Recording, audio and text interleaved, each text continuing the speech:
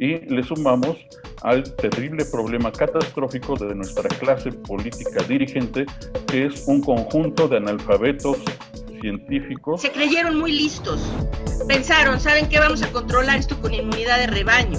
Eso es lo que pensaron en el inicio, porque todas las acciones eran conducentes a eso. Es decir, a desinformar a la población para que hubiera más contagios. A eso me refiero, que eres intolerante. No tienes capacidad para escuchar. Entonces eso habla de tu arrogancia.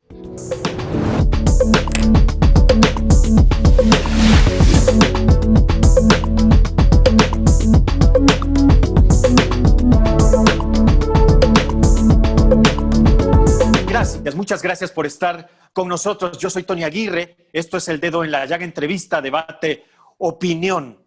Vamos a hablar de un tema que nos ocupa y nos preocupa, por supuesto, porque tiene que ver con la salud de los mexicanos y la salud de la humanidad entera, pero sobre todo porque tiene que ver con la vida de los mexicanos, con la vida de nuestras familias, con la vida de nuestros amigos, con la vida de nosotros mismos. Y es precisamente la pandemia en México, el recuento de los daños. Y para ello he recurrido a 3 expertos a quienes yo les agradezco de verdad muchísimo que se hayan tomado el tiempo de estar con nosotros.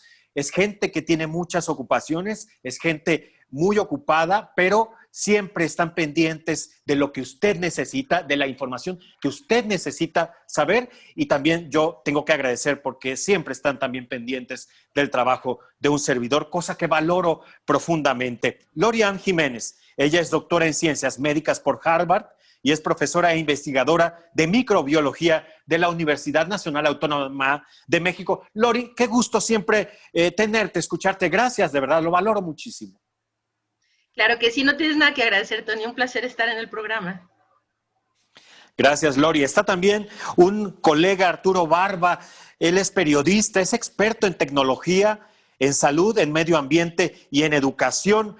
Siempre colabora y yo la verdad es que soy su fan en este programa de MBS Noticias, ahí con Luis Cárdenas. Mi querido Luis, gracias Arturo Barba por estar con nosotros. Gracias, de verdad, lo valoro y lo aprecio. Al contrario, es un placer, con mucho gusto. Muy bien, traga años el Arturo Barba, ya se lo dije afuera del aire, ¿verdad? Oye, eso siempre es una ventaja. Y finalmente, y no menos importante, a un amigo que yo le agradezco de verdad porque él ha estado enfermo, él ha estado precisamente convaleciente, recuperándose de este mal, de esta enfermedad, de la neumonía particularmente. Alejandro Armenta, él es senador por Morena. Alejandro, sabes que lo aprecio, lo valoro y siempre es importante escucharte. Gracias por estar con nosotros, Alejandro. Si abres tu micrófono, mi querido Alejandro. Claro que sí, gracias, Tony. Gracias al Dedo en la Llaga. Qué honor compartir con Arturo y con Gloria estos minutos. Estoy para servirte. Gracias. Con Lori, perfectamente. A ver, la verdad es que las cifras a nivel mundial son escalofriantes y por supuesto en nuestro país, pero si les parece, vamos de lo general a lo particular. Casi 40 millones de casos en todo el mundo, más de 1 millón de muertos y bueno, recuperados más de 26 millones. Algo no hemos estado haciendo bien. Y yo quiero preguntarle a Arturo Barba, que es mi colega, que es periodista, ¿qué no hemos estado haciendo bien cuando llevamos casi 85,000 muertos en nuestro país? ¿Qué no hemos hecho bien, Arturo Barba, en el mundo y en México? Bueno, la verdad es que ha sido muy complicado esta lucha contra un nuevo agente patógeno, un nuevo coronavirus, que todavía ni siquiera es comprendido por toda la comunidad científica. Todavía hay elementos que se desconocen. Ha resultado mucho más complejo, más peligroso y más letal de lo que se había imaginado. Y esto siempre plantea un reto. Y a esto hay que sumar el hecho de que no existen vacunas ni medicamentos, ni siquiera tratamientos realmente efectivos contra este padecimiento, sobre todo en aquellos casos graves y críticos. Es una enfermedad que no solo afecta los pulmones, no solo es un síndrome respiratorio, como lo dice el propio nombre del coronavirus, sino que también afecta a múltiples órganos. afecta también a otros sistemas. Por ejemplo, uno de los más graves es que causa coágulos en la sangre, infecta los tejidos del corazón, infecta los tejidos del riñón, del hígado, e incluso infecta los tejidos neuronales. Además, afecta los sistemas inmunológicos y metabólicos. Es decir, incluso llega a generar enfermedades graves ya persistentes como la diabetes.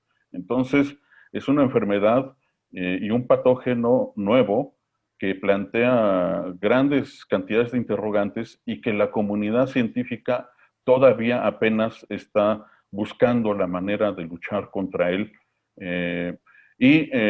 Uno de los graves problemas que tenemos nosotros, los mexicanos específicamente, es que somos un país donde predomina el analfabetismo científico de nuestra clase dirigente, de nuestra clase empresarial y de la mayoría de la población del país.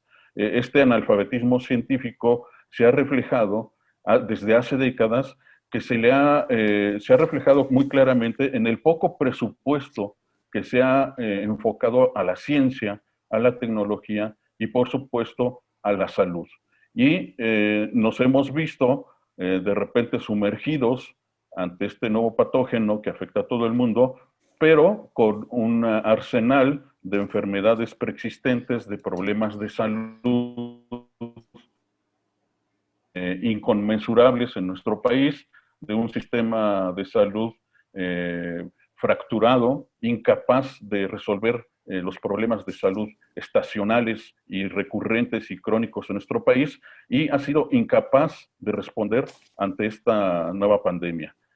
Si a esto le sumamos la terrible ignorancia de nuestra clase dirigente, como por ejemplo nuestro presidente, que cree que luchar contra el coronavirus es suficiente utilizar unas estampitas o portarse bien o seguir sus consejos moralinos de cada mañana, entonces somos nosotros el país completo, somos el caldo de cultivo ideal para que la pandemia tenga sus efectos devastadores que estamos viendo solo en una pequeña parte. Hay que recordar que estas terribles cifras de más de 85,000 muertos se debe multiplicar por 3, y esto no solo dicho por investigaciones periodísticas, sino también reconocido de manera oficial por el propio vocero del gobierno mexicano ante este reto de la pandemia, por Hugo López-Gatell, que hay que multiplicar por un factor de 3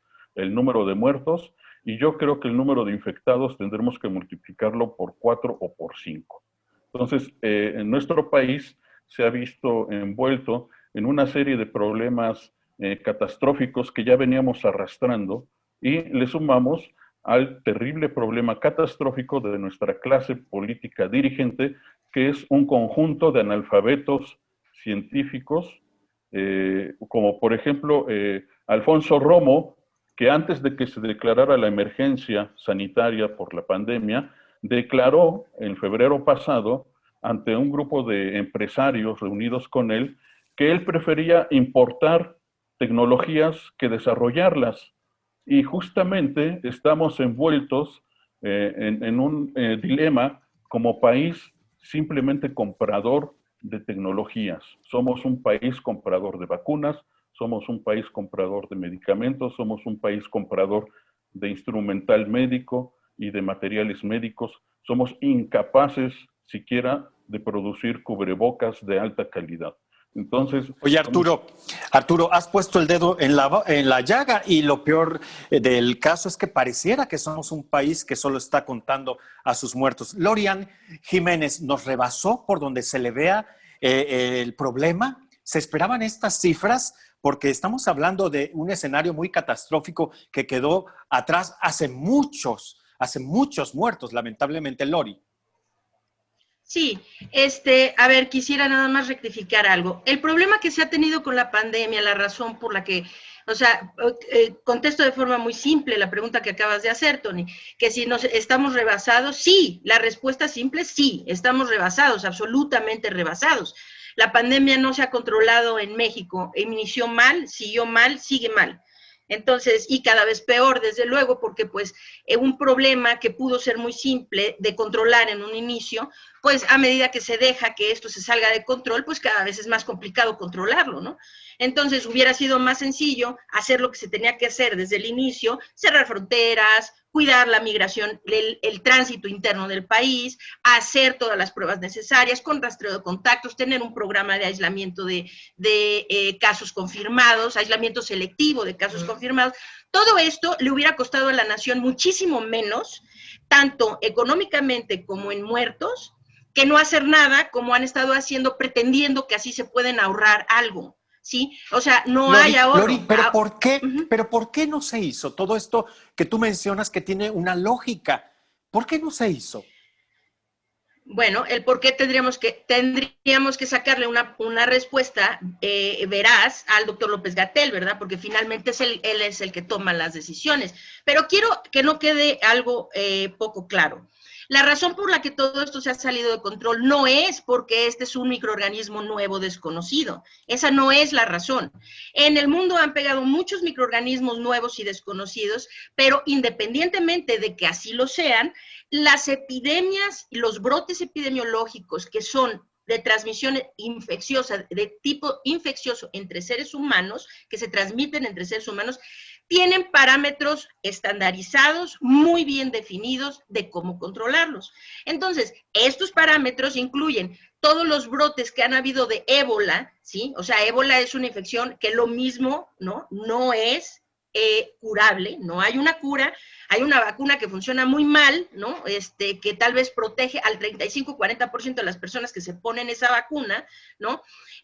Pero ¿por qué se ha podido controlar? Para SARS no hay cura, tampoco hay vacuna, para MERS lo mismo, y para otras enfermedades lo mismo. Bueno, simplemente veamos algo, o sea, para VIH no hay vacuna, ¿verdad?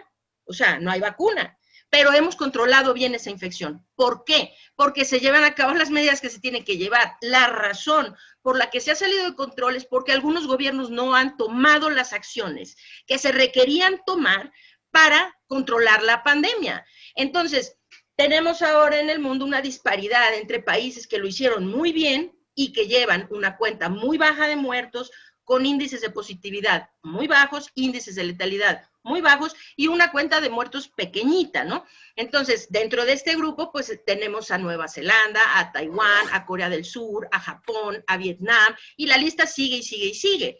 Incluso en Europa, todos los países cometieron el mismo error inicial que cometió México, que era tenerle miedo al cierre de fronteras. Italia cerró tarde sus fronteras y después no controló la migración interna en el país. Es decir, que esto empezó en el norte de Italia, cuando la gente se dio cuenta que ahí hubo un éxodo de gente del norte para el resto del país. Y entonces, ¿por qué es que entonces la epidemia estuvo en toda Italia? Pues por eso. En este país claro, los italianos finalmente pudieron controlar el problema. Aquí la cuestión es esto. Las acciones pusilánimes de los gobernantes son lo que ha cobrado vidas. Es decir, desde el principio, para cualquier enfermedad infecciosa que tiene el potencial de convertirse en un problema epidémico, la clave es tomar acciones rápidas y contundentes antes de que el patógeno gane. Si el patógeno se adelanta, ya perdimos, no hay manera, ¿sí? Ahora, hay maneras de ir tapando los huecos, ahora sí que ya se ahogó el niño, podemos ir tapando los pozos, pero es decir, quienes lo hicieron muy bien, como Taiwán desde el principio, Taiwán no se esperó ni siquiera a que China diera el aviso a la Organización Mundial de la Salud. En Taiwán supieron que algo estaba pasando en China, inmediatamente empezaron a hacer tamizajes de todas las personas que entraban a su país, empezaron a cerrar fronteras, controlar la migración, prever que esto se podía convertir en algo grave. En cuanto hubo la prueba diagnóstica para detectar el virus SARS-CoV-2, no había persona que entrara a Taiwán que no le hicieran una prueba y no podía moverse por ahí hasta que o la prueba saliera negativa o hiciera una cuarentena.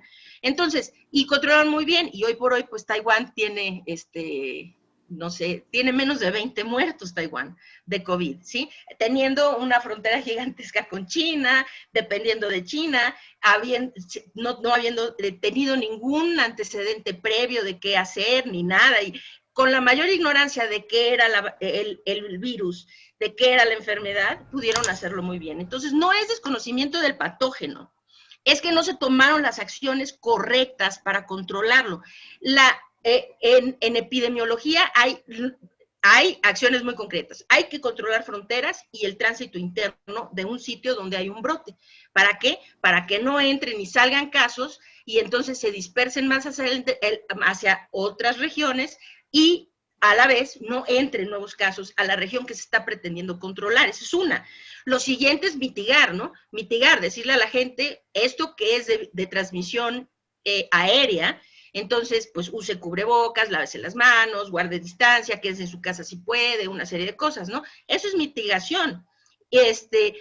Pero la contención es lo que finalmente controla el problema, que es, se necesita muestrear a un número amplio de personas dentro de la población para detectarlos temprano.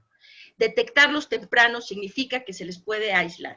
Entonces, para hacer esto se necesitan muchas pruebas, suficientes pruebas, rastreo de los contactos de los infectados y un programa de aislamiento selectivo que permita cortar las cadenas de transmisión. Nada de esto se ha hecho en nuestro país. Se ha hecho la faramalla de que hacemos mitigación, pero pues bueno, si vemos que hasta la fecha el presidente de la República no es capaz de ponerse un cubrebocas, ¿verdad? O sea, no ha sido capaz de ponerse un cubrebocas más que el día que se subió a un avión para ir a visitar al señor Trump. Esa es una, ¿no? Y lo otro es que no solamente no se lo pone, sino que cada vez que puede, aprovecha para desestimar el uso del cubrebocas, ¿no? Que fue hace mes y medio que se paró ahí y dijo, yo no me pongo cubrebocas porque así me lo dicen mis expertos. Es decir, yo no me pongo cubrebocas porque, lo dijo textual, lo voy a citar textualmente, porque el doctor López-Gatell y porque el secretario de Salud y el subsecretario, mis expertos, me han dicho que no necesito ponerme. Y yo le hago caso a mis expertos. Eso fue lo que dijo el presidente de la República. Y como eso, un montón de cosas. Entonces, esto se ha salido de control porque no se han tomado las acciones correctas. Ahora, ¿por qué no se han tomado las acciones correctas? Pues tendríamos que preguntárselo al doctor Hugo López-Gatell, a ver qué nos puede contestar o si nos puede dar una respuesta que no, que sea verídica, ¿verdad? La razón que yo sospecho es porque pensaron, se creyeron muy listos. Pensaron, ¿saben qué? Vamos a controlar esto con inmunidad de rebaño. Eso es lo que pensaron en el inicio, porque todas las acciones eran conducentes a eso, es decir, a desinformar a la población para que hubiera más contagios. Cuando cuando ya sabíamos que este virus, el problema más importante es que la transmisión, la proporción más grande de transmisores eran los asintomáticos, había una montaña de evidencias científicas que así lo decían, que eran los asintomáticos quienes estaban empujando la transmisión del contagio. El doctor López-Gatell seguía en las conferencias de prensa diciendo, no, si no tienes síntomas no necesitas ponerte cubrebocas, porque si no tienes síntomas tú no contagias. Los asintomáticos, no, si no tienes síntomas no. Entonces, lo que hizo con desestimar el uso del cubrebocas, mentirle, porque ahí es mentira, es decir, si él es la cabeza científica, pues por lo menos la única obligación que tiene es de estar al tanto de la ciencia que se produce, ¿verdad? De la información científica que se produce. Entonces, él, teniendo la ciencia ahí, mintió diciendo que los asintomáticos no transmitían la enfermedad. Después mintió, y esto lo tengo anotado incluso por fechas documentado, por ahí del 23 o 21, el 21 de marzo por ahí, en una conferencia de prensa sí tuvo el descaro de decir, a ver, que les quede muy claro, no hay evidencias científicas que digan que controlar la migración y el tránsito interno en un país sirvan de algo para controlar una epidemia. Dije, bueno, pues este cuate o no estudió epidemiología o no sé a qué escuela de epidemiología fue, donde está hablando de contradecir el principio fundamental de los cercos sanitarios, ¿no? Entonces... A ver, Lori, permíteme un momento. Permíteme un momento. Agradezco mucho tu participación. Permíteme y déjame preguntarle a Alejandro Armenta, que es senador de Morena, precisamente del Movimiento de Regeneración Nacional. Alejandro, has estado escuchando lo que han estado diciendo tanto Arturo como Lori, diciendo en gran medida que ha sido no tanto la enfermedad como tal, el virus como tal, sino el manejo de la pandemia. ¿Qué tienes que decir al respecto. Decía Arturo, analfabetismo científico por parte de las autoridades, y decía Lori, acciones pusilánimes de los gobernantes. ¿Qué dices al respecto, Alejandro Armenta, senador de Morena? ¿Abrimos tu micrófono, por favor? Claro que sí, Tony. No pienso debatir términos científicos porque sería tanto como querer hablar de política o meterme en el terreno que ellos están invadiendo y que se ve desconocen a profundidad. No quiero cometer el mismo error que ellos cometen. Reconozco la expertise, el conocimiento que Arturo ha expresado, incluso comparto todas las opiniones que él tiene respecto a que el mal general que tenemos obedece a un tema integral de nuestro dañado sistema inmunológico. México es el país con mayor adicción al consumo de añadidos de azúcar, y eso en los últimos 30 años nos ha llevado al desencadenamiento de enfermedades. El COVID apenas puso en evidencia el dañado sistema inmunológico que tenemos. Escucho con pasión las participaciones, pero no he escuchado ninguna reflexión respecto a la obesidad, a la diabetes mellitus, a la hipertensión y a las más de 500,000 muertes, 500,000 muertes de mexicanas y de mexicanos por la adicción a los añadidos de azúcar, de los cuales 7 de cada 10 son por COVID. O sea, 7 de cada 10 que mueren por COVID son por enfermedades correlacionadas con esto. Ni tampoco he escuchado ningún comentario de que en el mundo hoy los alimentos, los transgénicos, los colorantes, los aditivos han transformado la vida en el ser humano. Entonces es muy fácil endosar políticamente y politizar los temas. Es muy fácil responsabilizar a un gobierno y negarle esfuerzos. Creo que si invaden el terreno partidario, solo se van a contradecir.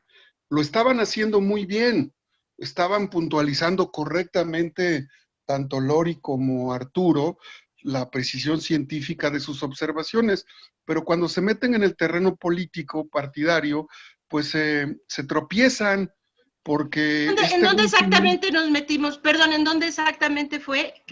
Porque supongo que habla de mí. ¿En dónde exactamente? Mira, a eso me refiero, que eres intolerante, no tienes capacidad para escuchar. Entonces eso habla de tu arrogancia. Yo te escuché con mucha atención y con mucho respeto. Pediría lo propio, si lo puedes hacer, claro, si tu nivel cognitivo te permite aceptar una discusión, si no, pues interrúmpeme, no hay problema. Tú dices, ¿te escucho o me escuchas?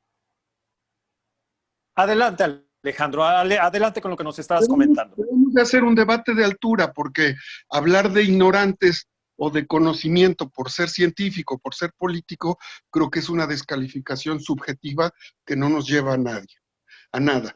Yo estoy diciendo que reconozco en Lori y en Arturo su nivel de conocimiento y que no me atrevo a cuestionar sus posturas respecto a los procedimientos para atender la pandemia. Pero de eso a endosar que la desgracia de la pandemia es por un gobierno que está poniendo orden a un país destrozado, corrupto, ratero, con funcionarios, con científicos cómplices, con medios de comunicación cómplices del saqueo en el país, se me hace un exceso. Todos los días vemos un esfuerzo del gobierno por atender un problema. Ayer ya se firmó un acuerdo para que COVAX, para que Pfizer, para que AstraZeneca, para que CanSino empiece la distribución en diciembre de vacunas para nuestro país. Probablemente esto no satisfaga a la comunidad científica, pero es lo que hay y es lo que se está atendiendo. Y probablemente... A ver, Alejandro, a ver, nos estás diciendo que finalmente fue una tormenta perfecta, vamos a decirlo así, lo que terminó con dar el tiro de gracia en este asunto de la pandemia aquí en México? En el mundo vivimos una desgracia en el mundo. La adicción a los añadidos de azúcar. Quiero que me contradigan o que me digan sí o no. El principal problema que hay en este momento en la humanidad es el fenómeno de la adicción de los añadidos de azúcar. Quiero que se atrevan a decirme que no es cierto que el sistema inmunológico del planeta, de los organismos vivos, está dañado, y quiero que me digan sí o no. Las principales causas de muerte en México son producto de la obesidad, del uso de alimentos transgénicos, del uso de alimentos con altos contenidos calóricos que no son producidos por el azúcar. Si eso me dicen, si esos argumentos científicos están en la mesa y me los pueden demostrar, creo que estaremos entrando en otro nivel de debate. El COVID es el resultado de las complicidades pasadas y presentes en el consumo inadecuado de alimentos que ha dañado a nuestro sistema inmunológico. Apenas el COVID es un ejemplo de esa desgracia alimentaria que hemos tenido por el proceso industrial de los últimos 30 años. Entonces, si quieren que veamos el bosque, vamos a ver el bosque, pero no vamos a echarle la culpa al que cuida el bosque por lo que está pasando en 1 año o en 2 años. En eso no estoy de acuerdo. Arturo Barba, ¿qué tienes que decir al respecto? Pues bueno, que sería oportuno que se informara a nuestros legisladores y que si ellos no tienen acceso al conocimiento, pueden contratar, de hecho contratan asesores que les informen adecuadamente.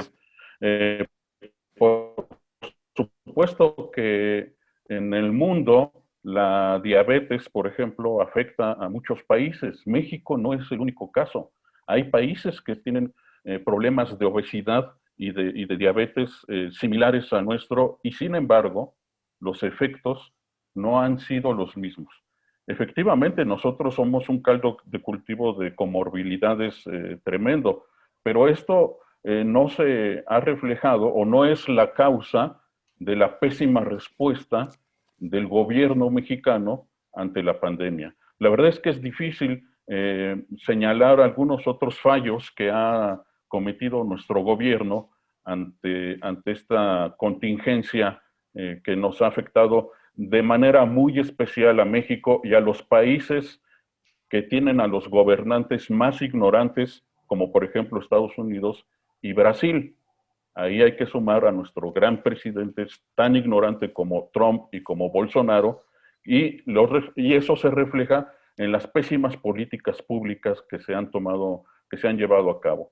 Efectivamente, no se llevaron a cabo puestos de control sanitario, que era lo básico que tenían que haber hecho antes de que llegara la pandemia en México. Aquí en México tuvimos 2 meses para que se presentaran el primer caso. El primer caso se presentó a principios de marzo y desde el principio se desdeñó el problema. Desde el principio se subestimó el problema.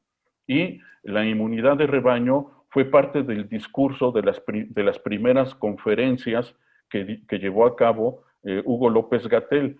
La inmunidad de rebaño no existe en este caso. Si no existe vacuna, no puede existir inmunidad de rebaño. Es una perspectiva perversa. Y a eso le ha apostado el gobierno, porque no ha hecho absolutamente nada. Por supuesto, ya no lo dice, pero se ha dedicado a desdeñar todos los conocimientos científicos que se han estado publicando en estos 10 meses. El primero de ellos, el uso de cubrebocas. El segundo de ellos, el confinamiento obligado.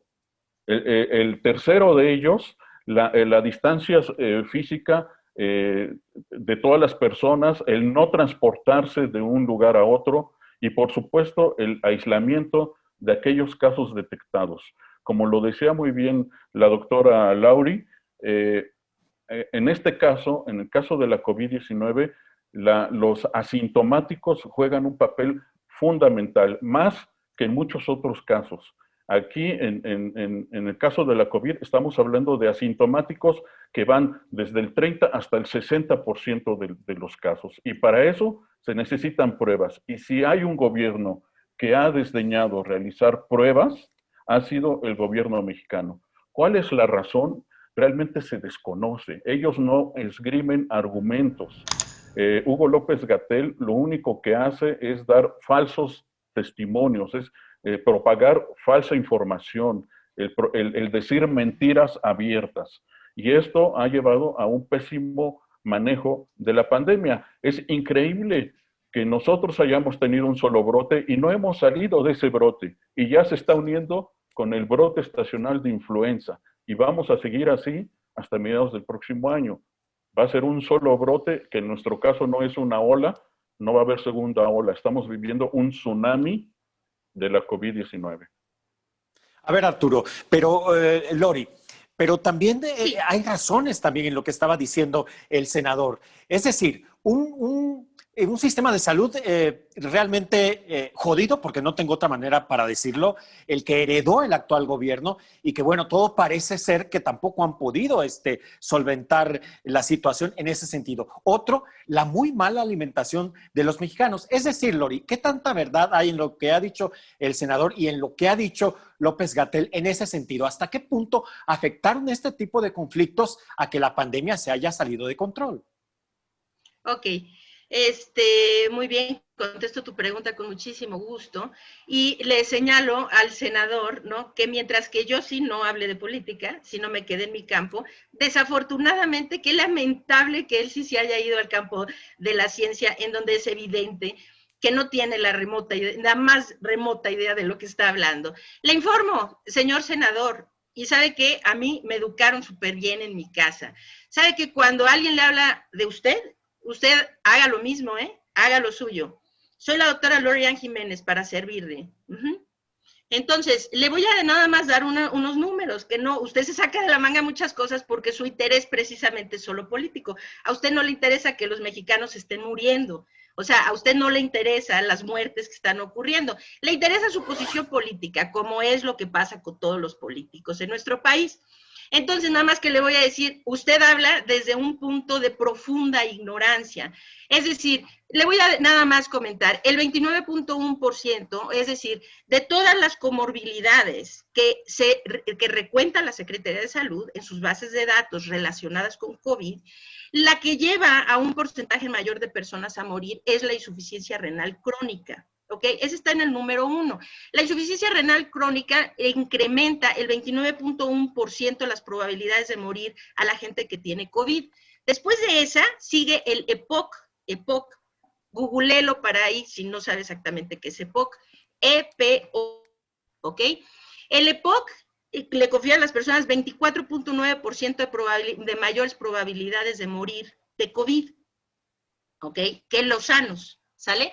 Después sigue la enfermedad cardiovascular, que confiere el 18.3% de aumento de probabilidades de morir. Seguido por la diabetes, ¿ok? La diabetes, que es 18.4%. Seguido por la hipertensión, 17.1%. Después la inmunosupresión, 13.6%.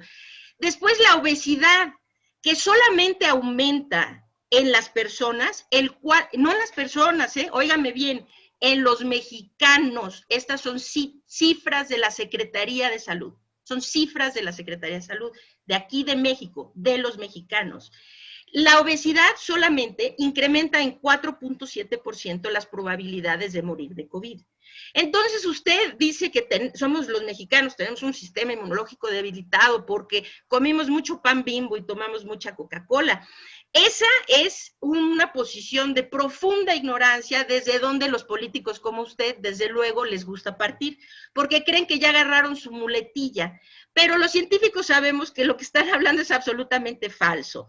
Mire, hay personas, hay países en donde los porcentajes de diabetes, de obesidad y de hipertensión son mucho más altos en México y de cualquier manera sus porcentajes, sus índices de letalidad, sus índices de positividad de COVID y la cantidad de muertos neta, la cantidad total de muertos en sus países es mucho menor que el nuestro. Entonces, haga de cuenta que le acabo de dar la 1, 2, 3, 4, 5, 6, las 7 comorbilidades con mayor, el tabaquismo el 1.0. Entonces, si también va a decir es que aquí fumamos mucho, el tabaquismo solamente aumenta 1.0 veces las probabilidades de morir de COVID, la obesidad del 4.7%. Así que si usted cree que en nuestro país la gente está muriendo porque comieron muchos gansitos, pan Bimbo y Coca-Cola, pues usted habla desde una posición realmente de una ignorancia muy profunda. Es decir, la gente, el cometido de nuestras autoridades era detener los contagios. Y si usted no está enterado, ¿sí? Independientemente de cuál sea su estado físico, sus enfermedades previas, sus padecimientos crónicos, todos los seres humanos tenemos la misma probabilidad de infectarnos de COVID. Todos, los gorditos, los flaquitos, los diabéticos, los sanos, los niños y los viejitos, ¿sí? Todos tenemos la misma probabilidad de infectarnos. Ahora, si nos infectamos, claro, ahora sí, no a todos nos va igual. Ya infectados, los hombres tienen mayor probabilidad de morir que las mujeres. Los obesos tienen mayor probabilidad, se la acabo de decir, 4.7 veces más probabilidad de morirse de COVID que los no obesos, ¿sí? Los diabéticos les va peor, los hipertensos les va, los viejitos les va peor, es cierto. Pero ¿cuál era la responsabilidad del gobierno, senador? Cortar los contagios, detener la pandemia, detener la propagación de los contagios. Y si entonces el gobierno hubiera hecho su trabajo, entonces los gorditos, los diabéticos, los hipertensos y los viejitos no tendrían de qué preocuparse, ¿verdad? Porque ellos no son más susceptibles a infectarse, óigame, son más susceptibles a complicarse si se infectan. Entonces, Tony, para contestar concretamente tu pregunta, la respuesta es no. La razón por la que en México se muere mucha gente de COVID no es que tenemos obesos, hipertensos y diabéticos o que aquí comieron gansitos y tomaron Coca-Colas. No. Te voy a decir cuál es la razón. Hay dos razones fundamentales. La primera es porque no se ha detenido la propagación de los contagios.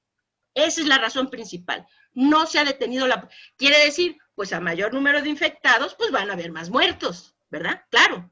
No en porcentaje, es decir, se mantiene el mismo porcentaje de muertos, pero pues ese porcentaje que en nuestro país ahorita es cerca del 11%, estamos como en el 10.8% de letalidad, de índice de letalidad. Entonces, bueno, pues si se infectan 10% de esos, pero si ahora ya tenemos 800,000 infectados, pues se va a morir mucha gente, ¿no? Porque el 10% de esos, pues son muchos, ¿no?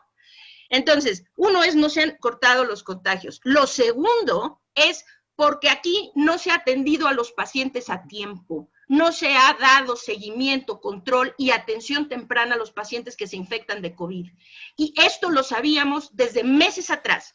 Y meses atrás, el diálogo de nuestros ilustres disque epidemiólogos a cargo de la pandemia ha sido siempre decir, si usted tiene COVID, no se preocupe, váyase a su casa, tómese su paracetamol, y si ya se siente muy mal, entonces venga al hospital.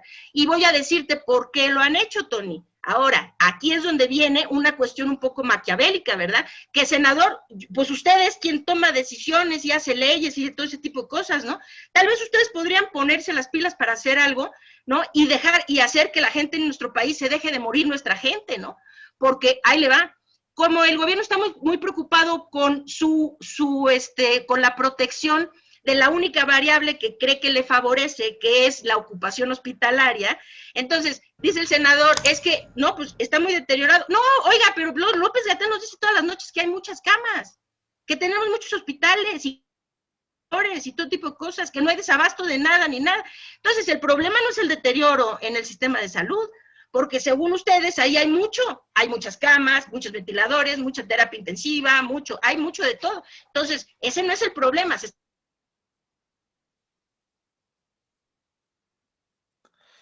Muy bien, perdimos a Lori, pero a ver, mi querido Alejandro Armenta, senador de Morena, ¿qué dice a todo esto? Evidentemente ha habido fallas en el manejo de la pandemia, pero yo me rehúso a pensar que el gobierno, y más un gobierno que pretende una transformación, pues quiera que la gente se muera. Alejandro. Así es, Tony. Y mira, yo acepté este debate porque conozco tu programa y la intención de polemizar y he escuchado varias veces a la doctora estimada Lori Jiménez, su pasión, su postura. Reitero que el conocimiento científico que ellos tienen, Arturo, Lori, es de una alta precisión. Lamento el que se subjetivice y se enoje porque se nota su molestia queriéndome endosar. ¿Cómo se atreve a decir que no tengo ningún interés porque las cosas vayan bien en el país? Creo que eso descalifica y se descalifica. Quiere decir que solo ella, porque es científica, está a favor de la salud, de la vida, de que le vaya bien a México. Creo que pierde los estribos y pierde la objetividad en su posicionamiento. Todos queremos salir adelante de este problema y todos estamos haciendo nuestro mejor esfuerzo. Descalificar y decir que es una desgracia esto y que no va a haber solución, pues es negar incluso la posibilidad de que la ciencia encuentre siempre soluciones a los problemas que se presentan en la cotidianidad. Yo creo que no, yo creo que tenemos que avanzar. Ya hay un acuerdo para adquirir las vacunas. Si no le satisface a la comunidad científica que ella representa, bueno, pues que lo exprese. Nunca me referí a los gansitos ni a las Pepsis, no sé si ella represente a esas empresas, pero creo que el mundo se ha dañado precisamente por el desarrollo industrial y el consumo inadecuado y los procesos de desarrollo nutricional que hemos vivido en los últimos 30 años, pero no voy a debatir esos temas. Creo que estamos para construir, para proponer. Lamento que se enoje, lamento que se altere, lamento que sea intolerante, lamento que solamente su voz crea que es la que vale por el rigor científico con el que ella se expresa, pero yo estaré en una postura siempre de disposición, de diálogo. Tony, me invitaste a debatir, a dialogar, y lo hago con mucho gusto. Aportaremos lo que nos corresponde, nos interesa que le vaya bien a México, nos interesa tomar decisiones para que el COVID sea atendido a favor de los mexicanos. Soy una persona que siempre he sido autocrítica, he criticado las acciones inadecuadas del gobierno en muchos momentos, y en creo que no nos conviene politizar más el tema del COVID. Hay que atenderlo, hay que resolverlo, y bueno, le deseo de verdad a la doctora Lori que con mayor tranquilidad, con mayor serenidad, con mayor nivel de conocimiento que lo tiene, se serene y contribuya al desarrollo de nuestro país como sé que lo está haciendo. Yo en lo personal acudiré siempre a las convocatorias que me hagas, Tony, debatiendo con quien quieras que lo hagamos, claro, en el nivel de conocimiento que yo tengo. No me declaro conocedor de la verdad absoluta, pero sí la prudencia tiene que imperar, si no se va a volver un mercado aquí de discusiones subjetivas y de egos de conocimiento, y no es el propósito de mi participación ese, Tony. Por supuesto, Alejandro, y agradecemos porque sabemos que tu estado delicado de salud. Lori, tú tenías algo que decir. Sí, es que no sé por qué me votó de la sesión, pero bueno, lo único, quiero nada más redondear y terminar diciendo una cosa.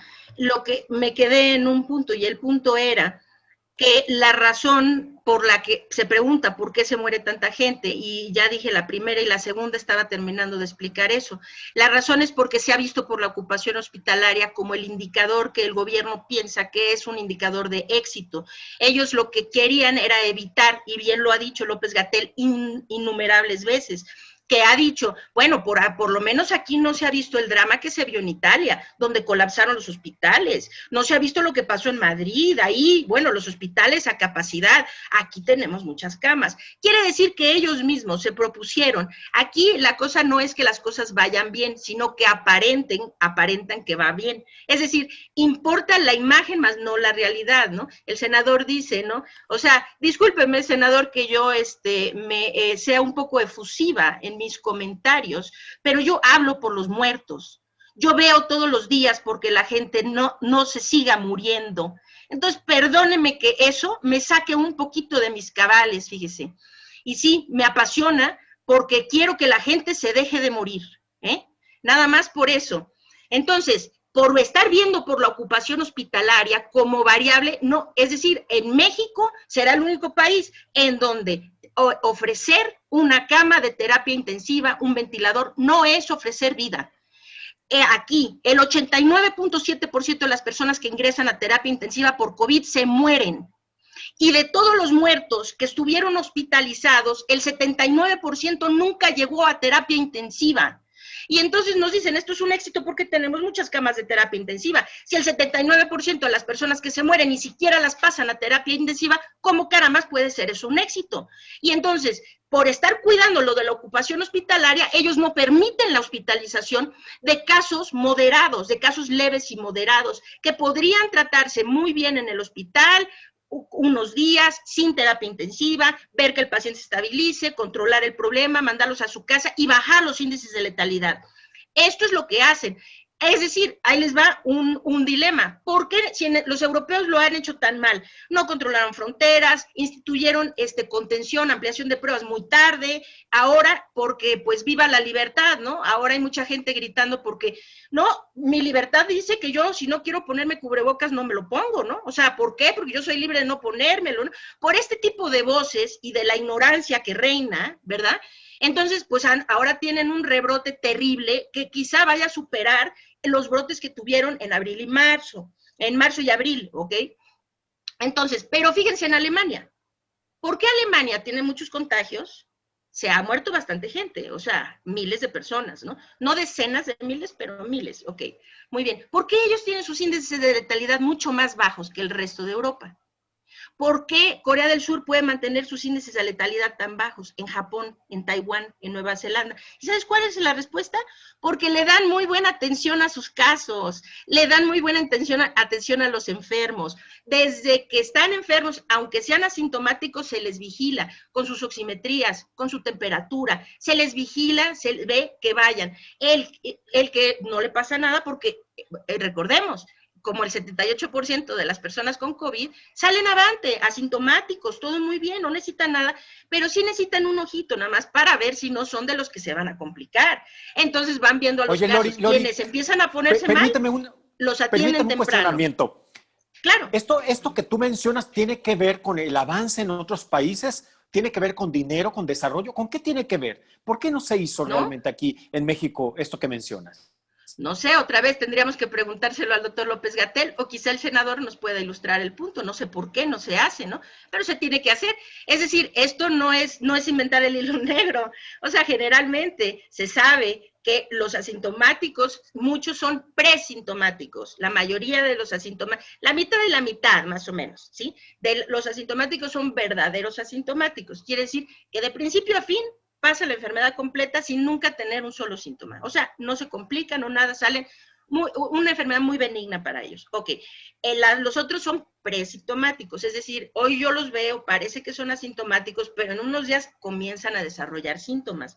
Ahora, cuando comienzan a desarrollar síntomas, como el señor Barba muy acertadamente lo dijo en su primera intervención, COVID-19 no es una enfermedad y no es una enfermedad respiratoria, es una enfermedad sistémica. Hoy la entendemos como una enfermedad microvascular procoagulante, sistémica.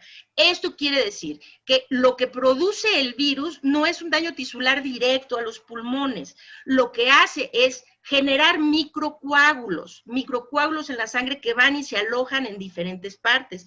Donde se aloja, impide la circulación. Donde se impide la circulación, ese tejido comienza a morir.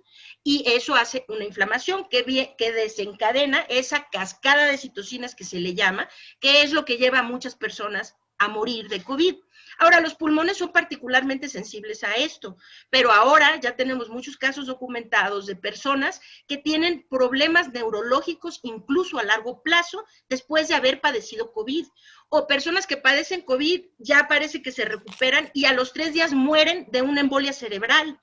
Es decir, esto pulmonar, cardíaco, cerebral, hepático, renal, es decir, afecta todo porque son los coágulos, no es influenza, que eso sí es localizado al pulmón, no es que el virus esté dañando el pulmón directamente, daña esos coágulos. Ahora, gracias a que sabemos eso, sabemos que el tratamiento temprano es muy efectivo, porque esto es inflamatorio y coagulante. Eso quiere decir, las personas tratadas de forma muy temprana, se puede ver. ¿Cuántos no hemos escuchado esto de las hipoxias felices, verdad? O las hipoxias silenciosas. Esto es la gente que empieza a tener disminución en su concentración de oxígeno, del oxígeno que le circula por la sangre, ¿sí? La concentración de oxígeno, sin sentirse mal. Es decir, que ya tienen, lo normal es que estén por arriba de 92% en una oximetría, ¿no? O sea, cerca del 100 es lo ideal. Y ya tienen 70% y ves al paciente y le dices, oiga, ¿no se siente usted mal? No, estoy como si nada. Es decir, la gente no se siente mal, pero esa falta, esa disminución de oximetría es el reflejo de que ya tienen mucho daño pulmonar. Entonces, por ejemplo, lo que yo hago, ¿no? Y por eso me enojo, ¿verdad? Porque yo sé de mucha gente de forma directa que muere todos los días y que tratamos de salvarlos, que hacemos todo lo que podemos por salvarlos, ¿sí? Y eso sí me apasiona, sí me apasiona. Entonces,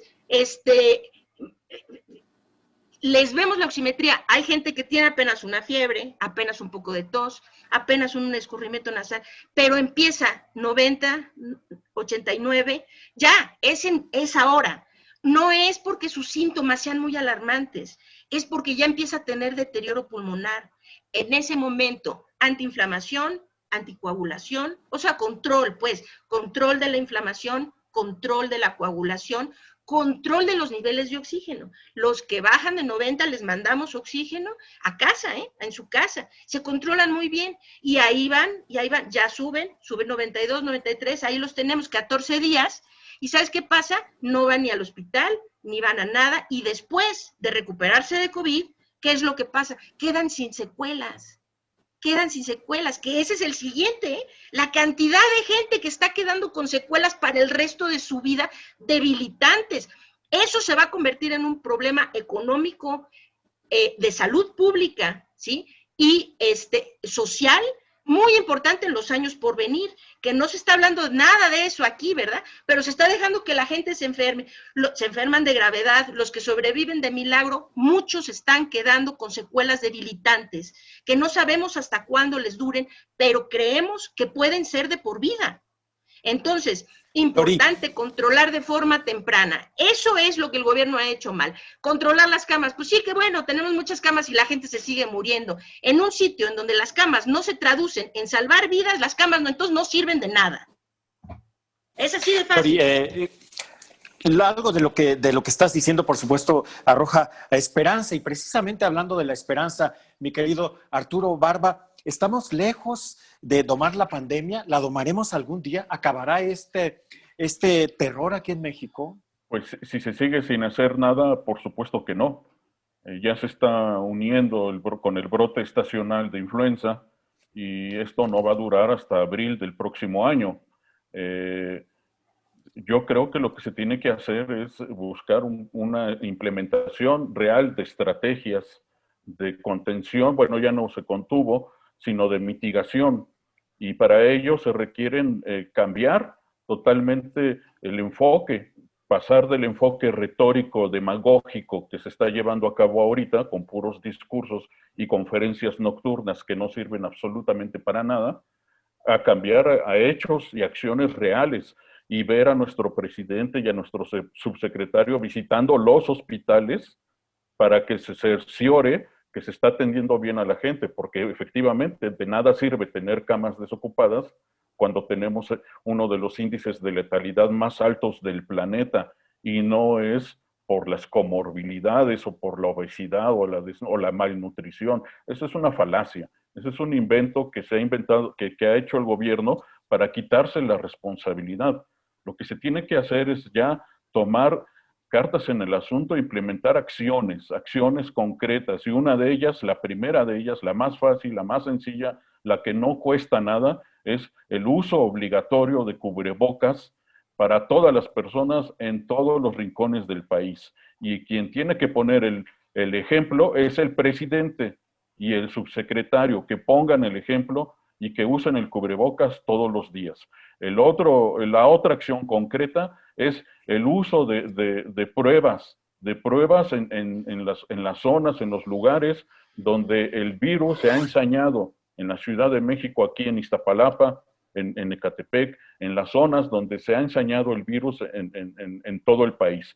El uso de cubrebocas para entonces tomar acciones y reorientar los esfuerzos hospitalarios hacia la atención de esos sectores, de esos focos rojos.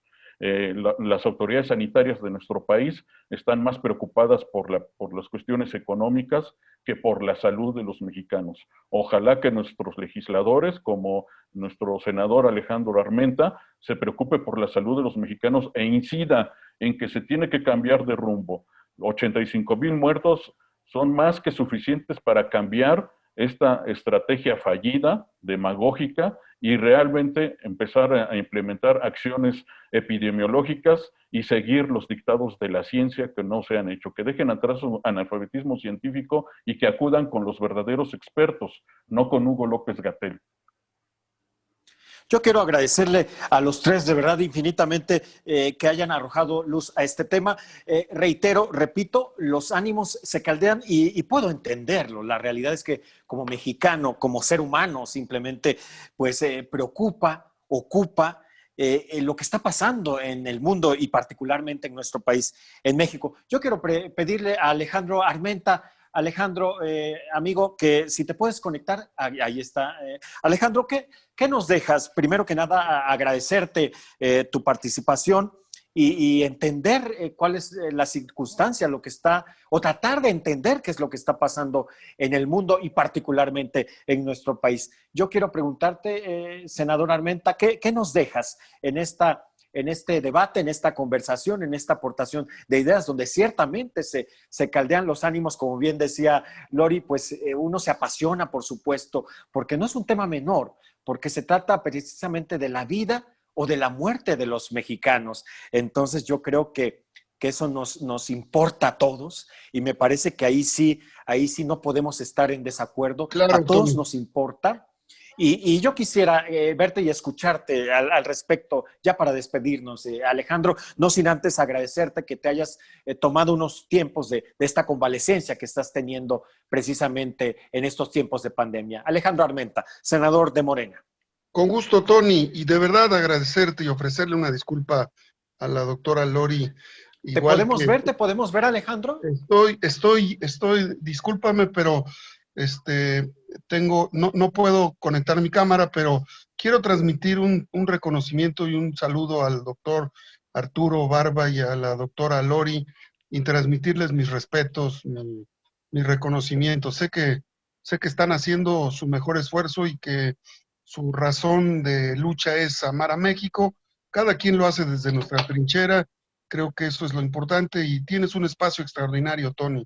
Un abrazo, felicidades. Siempre estaré dispuesto a dialogar, a discutir, a debatir con respeto. Un abrazo, felicitaciones, mis respetos y le ofrezco una disculpa pública a la doctora Lori si expresé algunas acciones incorrectas de mi parte. Tiene mi respeto tanto ella como el doctor Arturo Barba. Muchas gracias. Gracias, Alejandro. Sin lugar a dudas, un integrante de Morena que no es clásico, vamos a decirlo de alguna forma y de alguna manera, no es un hombre radical, sin lugar a dudas, defiende su postura y siempre atiende al llamado que un servidor le hace. ¿Por qué? Porque le interesa el público, porque le interesa, pues precisamente, intercambiar ideas. Mi querida Lori Ann Jiménez, doctora en Ciencias Médicas por Harvard, profesora e investigadora de microbiología de la UNAM. ¿Qué nos dejas, Lori? Te agradezco siempre, infinitamente, que hayas estado con nosotros. No, al contrario, un placer, de verdad, Tony, un placer nuevamente estar en el programa. Senador, muchas gracias por su disculpa, acepto su disculpa desde luego, y yo también, si en algo me pasé, me excedí, también me disculpo desde luego. No es la intención, sí es un tema que realmente he visto en los últimos meses, el sufrimiento de tantos, y es algo que es muy cercano para mí, es decir, yo no lo veo como números. Para mí, yo no tengo ningún interés político en lo más mínimo. Me desagrada mucho cuando alguien dice que estoy politizando las cosas porque realmente no me interesa que sea este partido u otro o el que venga. Yo nunca he tenido ni he expresado ninguna cosa en relación a la política, pero lo que no me puedo desapegar, y esto es algo que va con mi personalidad, supongo, con mi profesión también, me siento profundamente conmovida de la cantidad de familias que duelen, ¿sí?, en México por la pérdida de seres queridos.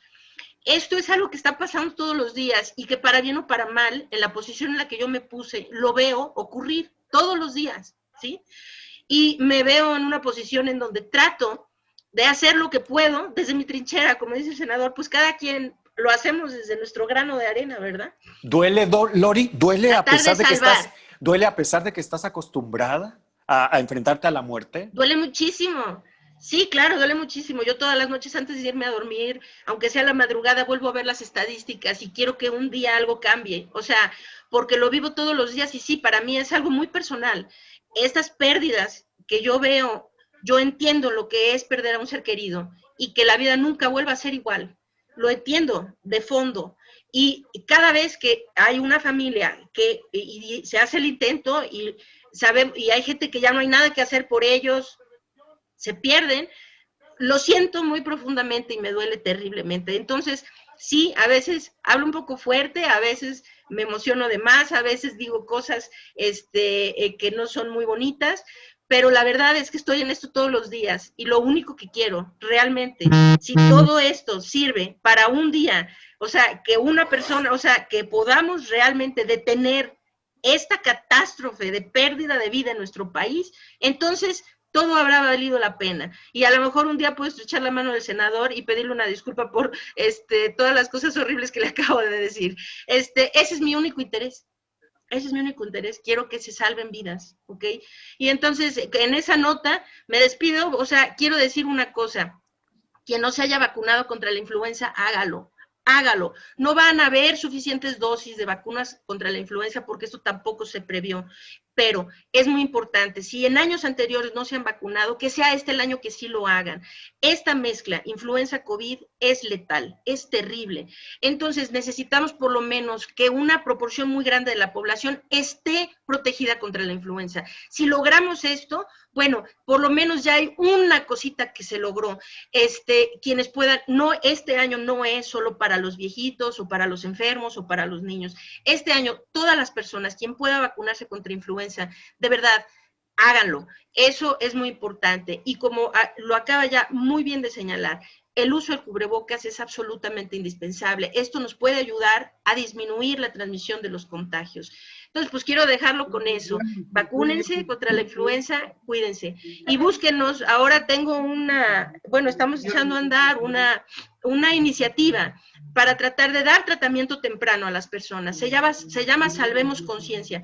Es una organización completamente altruista, sin fines de lucro, que depende de los donativos de quien tenga bien darnos, para tratar a las personas de forma temprana y gratuita, desde luego, gratuita de forma remota y temprana contra COVID. Si logramos echar a andar esta iniciativa va a ser muy bueno. Búsquenos y si alguien se interesa para sumarse como voluntario, para sumarse con donaciones, lo que sea, somos Salvemos Conciencia y el sitio de internet es ese, salvemosconciencia.org.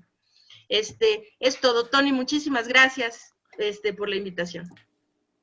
Gracias, Lorian Jiménez, doctora en Ciencias Médicas por Harvard, profesora e investigadora de microbiología de la UNAM. Mi querido Arturo Barba, periodista, gracias por estar con nosotros, periodista experto en tecnología, salud, medio ambiente y educación. En una frase, ¿con qué te despides, Arturo? Que ya nos pasamos de tiempo desde hace un rato. Gracias por habernos acompañado. No, al contrario, pues yo deseo que ojalá se implementaran medidas basadas en la ciencia y la tecnología, porque hasta este momento no se han hecho. Con eso es más que suficiente.